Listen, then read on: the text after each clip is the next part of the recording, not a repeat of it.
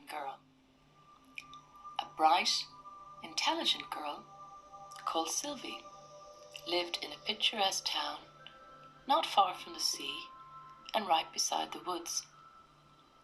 Sylvie had friends at school, and they were often confused by her talk about other worlds and the many beings that lived in faraway places. Sylvie cycled out the gates of her home. A gentle breeze seemed to lift her off the ground and carry her bike upon the road as she started to pedal the wheels. What a dream this is, thought Sylvie. Sylvie transforms as Mer Sylvie. The mermaid singing was strong in her little head. Sylvie, precious human girl Sylvie, come mer dance and sing with our merfolk in the deep blue sea. As she touched the water's edge, a terrific brightness opened the skies above. In what only seemed like a moment, Father Sky sent forth a magical golden light over Sylvie. Mother Earth underneath her moved the sands and waters around to position the girl comfortably.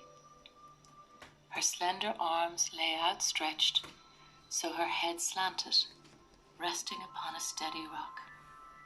Her feet were entirely webbed fins. Her legs had been transformed into a magical mermaid tail. Now, what do I mean by mer? M-E-R.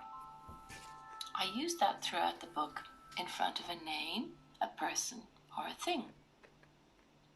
In the glossary at the back of the book, you can find little asterisks and the word and the explanation. This is merfolk, M-E-R-F-O-L-K, a race of humanoids that live underwater. Karina has used mer, M-E-R, in front of names, locations, and many words to add magic and importance to the merfolk in this story. A mermaid or merman are legendary aquatic creatures with the head and upper body of a female or male human and the tail of a fish. Mermaids appear in folklore of many cultures worldwide, including the Near East, Europe, Africa, and Asia. Although traditions about and sightings of mermen are less common than those of mermaids, they're generally assumed to coexist with their female counterparts.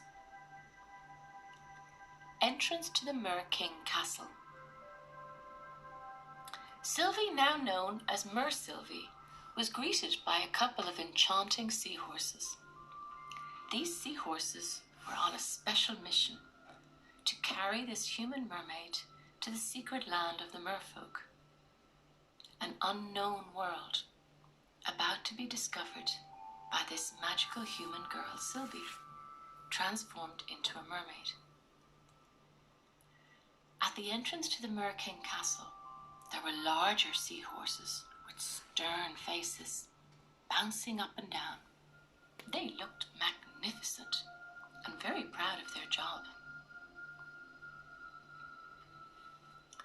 Introducing Mer King Neptune and his mer daughters, Mer Lucy and Mer Sarah.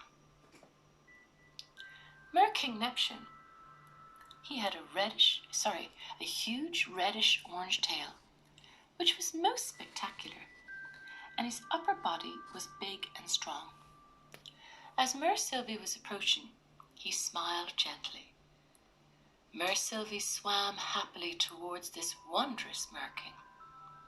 He spoke aloud, raised his arm in a command, asking all the merriment and song to be silent whilst he spoke.